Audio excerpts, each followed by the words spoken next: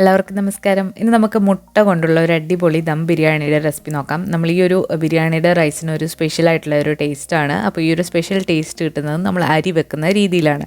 അപ്പോൾ അധികം താമസിയാതെ ഈ ഒരു ടേസ്റ്റി ആയിട്ടുള്ള ബിരിയാണി എങ്ങനെയാണ് തയ്യാറാക്കിയെടുക്കുന്നത് നോക്കാം. അപ്പോൾ നമുക്ക് ഈ ഒരു ബിരിയാണിയിലേക്ക് വേണ്ടിയിട്ടുള്ള അരി ബസ്മതി അരിയാണ്. നല്ല ക്വാളിറ്റിയുള്ള അരി എടുക്കുക. 2 കപ്പ് എടുത്തിട്ടുണ്ട്. നന്നായിട്ട് കഴുകിയതിന് ശേഷം ഒരു 30 മിനിറ്റ് വെള്ളത്തിൽ കുതിർക്കാനായിട്ട് വെക്കുക. ഇനി നമുക്കിതിലേക്ക് 2 കപ്പ് അരിക്ക് 3 കപ്പ് വെള്ളമാണ് വേണ്ടത്. അപ്പോൾ നമ്മൾ 3 കപ്പ് ആ ഒരു കപ്പിൽ തന്നെ അളന്നെടുക്കുക. ഇതിലേക്ക് ഒരു 2 ടീസ്പൂൺ ഉപ്പ് ഇട്ട് കൊടുക്കുക. ഉപ്പ് കുറച്ച് കൂടി നിൽക്കുമ്പോഴാണ് അരി വേവുമ്പോൾ കറക്റ്റായിട്ട് ഉപ്പ് വരിക. ഇനി ഇതിലേക്ക് നമുക്ക് കുറച്ച് സ്പൈസുകൾ ഇട്ട് കൊടുക്കാം. സ്പൈസ് എന്ന് പറയുമ്പോൾ 2 ഏലക്ക, അതുപോലെ തന്നെ 2 ഗ്രാമ്പു, പിന്നെ ഒരു ചെറിയൊരു കറുവപ്പട്ട, അതുപോലെ തന്നെ ഒരു ചെറിയൊരു തക്കോലം. ഇതിലേക്ക് ജാതിപത്രി ഉണ്ടെങ്കിൽ അതും നിങ്ങൾക്ക് ഇടാവുന്നതാണ്. ഇനി നമുക്ക് ഈ ഒരു റൈസിന് എക്സ്ട്രാ ആയിട്ട് നല്ലൊരു ടേസ്റ്റ് കിട്ടാൻ വേണ്ടിയിട്ട് കുറച്ച് മല്ലിയിലയും പുതിനയിലയും കൂടി ഇട്ട് കൊടുക്കുകയാണെങ്കിൽ ആ ഒരു ബിരിയാണി റൈസിന് നല്ലൊരു ടേസ്റ്റ് കിട്ടും. ഒരുപാടൊന്നും വേണ്ട, വളരെ കുറച്ച് മതി. പുതിനയില ഒരുപാട് കൂടരുത്, മല്ലിയിലയെക്കാട്ടിലും കുറച്ച് മതി പുതിനയില. പിന്നെ ഈ ഒരു അരിക്ക് നല്ലൊരു ഫ്ലേവർ കിട്ടാൻ വേണ്ടിയിട്ട് ഞാനിവിടെ 3-4 പച്ചമുളകും കൂടി ഇതിലേക്ക് ഇട്ട് കൊടുത്തിട്ടുണ്ട്. പച്ചമുളക് നമ്മൾ അരിയിലാണ് മൊത്തത്തിൽ ഇടുന്നത്. എരിവിന് ആവശ്യമായിട്ടുള്ളത് ഇട്ട് കൊടുക്കുക. ഇതിലേക്ക് ഒരു പകുതി നാരങ്ങയുടെ നീര് കൂടി ഒഴിച്ചു കൊടുക്കുന്നുണ്ട്.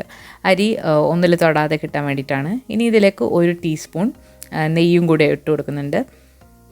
ഇനി നമുക്ക് ഈ ഒരു വെള്ളം നന്നായിട്ടൊന്ന് വെട്ടി തിളപ്പിച്ചെടുക്കണം. അതിന് ശേഷമാണ് നമ്മളിതിലേക്ക് അരി ഇട്ട് കൊടുക്കുന്നത്.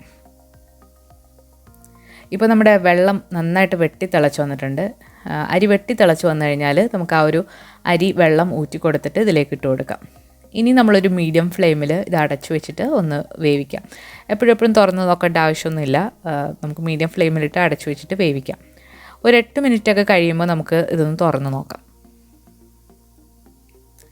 ഇപ്പോൾ ഒരു 8 മിനിറ്റ് കഴിഞ്ഞിട്ടുണ്ട്. നമുക്കിതൊന്ന് തുറന്ന് നോക്കാം. അപ്പോൾ ഇതിൽ കുറച്ചുകൂടെ വെള്ളം ബാക്കിയുണ്ട്. അപ്പോൾ ജസ്റ്റ് ഒന്ന് ഇളക്കി കൊടുത്തതിന് ശേഷം വീണ്ടും നമുക്ക് ഇതൊരു 5 മിനിറ്റ് കൂടി ഒന്ന് അടച്ചു വെച്ചിട്ട് വേവിക്കാം. ഓരോ അരിയുടെയും വേവിൻ്റെ സമയം വ്യത്യാസപ്പെട്ടിരിക്കും. അപ്പോൾ നിങ്ങൾ നോക്കിയിട്ട് ചെയ്യാം. ഇനി നമുക്കൊരു 5 മിനിറ്റ് കൂടെ കഴിഞ്ഞപ്പോൾ ഇത് നന്നായിട്ട് ഈ ഒരു അരി കുക്കായി വന്നിട്ടുണ്ട്. ഇപ്പോൾ നന്നായിട്ട് ഒന്നിൽ തൊടാതെ പെർഫെക്റ്റായിട്ട് ഈ ഒരു അരി കുക്കായി വന്നിട്ടുണ്ട്. ഇനി ഇത് അടച്ച് വെക്കരുത്, ഇതൊന്ന് തുറന്നിട്ട് വെക്കുക. ചൂടോടെ തന്നെ വെക്കുക. നമുക്കിനി പെട്ടെന്ന് തന്നെ ഇത് ദം ചെയ്തെടുക്കാം. ഇനി നമുക്ക് എഗ് മസാല എങ്ങനെയാണ് തയ്യാറാക്കുന്നത് നോക്കാം. അപ്പോൾ അതിന് വേണ്ടിയിട്ട് ഒരു പാൻ ചൂടായി വരുമ്പോഴത്തേക്ക് അതിലേക്ക് 2 ടേബിൾ സ്പൂൺ ഓയിൽ ഒഴിച്ചു കൊടുക്കുക. ഓയിൽ എന്ന് പറയുമ്പോൾ വെജിറ്റബിൾ ഓയിൽ, അല്ലാന്നുണ്ടെങ്കിൽ നെയ്യോ നിങ്ങൾക്ക് എടുക്കാവുന്നതാണ്. ഇതിലേക്ക് 2 മീഡിയം സൈസിലുള്ള സവാള നീളത്തിലരിഞ്ഞതാണ് ഇട്ട് കൊടുക്കേണ്ടത്. ഈ ഒരു സവാള കുറച്ച് റെഡായിട്ടുള്ള സവാളയാണ്. അപ്പോൾ ഇത് മുരിഞ്ഞു വരുമ്പോൾ ഒന്ന് ഡാർക്കായിട്ടിരിക്കും. അത് ഈ ഒരു സവാളയുടെ കുഴപ്പമാണ്, അല്ലാതെ സവാള കരിഞ്ഞു പോകുന്നതല്ല. ഇതിലേക്ക് ആവശ്യത്തിനുള്ള ഉപ്പും കൂടി ഇട്ടിട്ട് നമുക്കിതൊന്ന് നല്ല ബ്രൗൺ നിറാക്കി എടുത്തിട്ടുണ്ട്. ഇതിലേക്ക് 1 ടീസ്പൂൺ ജിഞ്ചർ ഗാർലിക് പേസ്റ്റാണ് നമ്മൾ ഇട്ട് കൊടുത്തത്. ഇനി ഈ ഒരു ഇഞ്ചി വെളുത്തുള്ളിയുടെ പച്ചമണം മാറുന്നവരെ നന്നായിട്ട് ഇതൊന്ന് വഴറ്റി കൊടുക്കുക. ഇതുപോലെ സവാള ബ്രൗൺ ആയിട്ട് വന്നിട്ട് ഇട്ടാൽ പെട്ടെന്ന് തന്നെ ഇത് മൂത്തിട്ട്. ഇതിലേക്ക് ഒരു 1/4 ടീസ്പൂൺ മഞ്ഞൾപ്പൊടി, ഒരു 1/2 ടീസ്പൂൺ കാശ്മീരി മുളക് പൊടി, മല്ലിപ്പൊടി ഓപ്ഷണലാണ്, നിങ്ങൾക്ക് ഇഷ്ടമാണെന്നുണ്ടെങ്കിൽ ചേർക്കുക, അല്ലാന്നുണ്ടെങ്കിൽ ചേർക്കണ്ട. ഇതിലേക്ക് ഒരു 1/4 ടീസ്പൂൺ ഗരം മസാലയും അതുപോലെ ഒരു തക്കാളിയും കൂടി ഇട്ടിട്ട് നന്നായിട്ട് ഇതൊന്ന് വഴറ്റിയെടുക്കുക. ഓരോ സ്ഥലത്തും ഓരോ രീതിയിൽ ബിരിയാണി മസാല തയ്യാറാക്കും. ചിലയിടത്ത് മല്ലിപ്പൊടി ചേർക്കില്ല, പക്ഷേ ഞാൻ ചേർക്കാറുണ്ട്. ഇതിലേക്ക് ഒരു 3 ടേബിൾ സ്പൂൺ തൈര് കൂടി ഒഴിച്ചു കൊടുത്തിട്ട് നമുക്ക് ഈ ഒരു മസാല നന്നായിട്ടൊന്ന് ആക്കിയെടുക്കാം. ഇനി നമ്മളിതിലേക്ക് മുട്ട ചേർത്ത് കൊടുക്കുന്നുണ്ട്. ഞാനിവിടെ 4 മുട്ടയാണ് എടുക്കുന്നത്. അതിന് മുൻപായിട്ട് കുറച്ച് മല്ലിയിലയും പുതിനയിലയും കൂടി ഇട്ട് കൊടുക്കാം. മുട്ട നിങ്ങൾക്ക് സെപ്പറേറ്റ് ആയിട്ട് ഫ്രൈ ചെയ്തിട്ടും ഇതിലേക്ക് ഇടാവുന്നതാണ്. അല്ലാന്നുണ്ടെങ്കിൽ പുഴുങ്ങിയതിന് ശേഷം ഒന്ന് വരഞ്ഞിട്ട് ഇതിലിട്ട് തന്നെ നമുക്കൊന്ന് ഫ്രൈ ചെയ്തെടുക്കാം. അപ്പോൾ നമ്മൾ ഈ ഒരു മുട്ടയും മസാലയും എല്ലാം കൂടി നന്നായിട്ട് ഇത് റോസ്റ്റ് ചെയ്തെടുക്കണം. അപ്പോഴാണ് ഈ ഒരു ബിരിയാണിക്ക് നല്ല ടേസ്റ്റ് കിട്ടുക. അപ്പോൾ ഈ ഒരു മുട്ട ഇതിൽ കിടന്നിട്ട് നന്നായിട്ടൊന്ന് റോസ്റ്റായി വരട്ടെ. ഇപ്പം നിങ്ങൾക്ക് കാണാം എണ്ണയൊക്കെ തെളിഞ്ഞ് ഈ ഒരു മുട്ട നന്നായിട്ട് റോസ്റ്റായി വന്നിട്ടുണ്ട്. ഇനി ഇതിന് മുകളിലായിട്ട് നമ്മൾ കുക്ക് ചെയ്ത് വെച്ചിരിക്കുന്ന അരി ഒന്നിട്ട് കൊടുക്കുകയാണ്. നിങ്ങൾ കൂടുതൽ അളവിൽ ചെയ്യുകയാണെന്നുണ്ടെങ്കിൽ മറ്റൊരു പാത്രത്തിലേക്ക് മാറ്റാം. ഞാൻ ഈ ഒരു പാത്രത്തിൽ തന്നെയാണ് ദം ചെയ്തെടുക്കാൻ പോകുന്നത്. അപ്പം അരി ഒരു ലെയർ ഇട്ട് കൊടുക്കുക.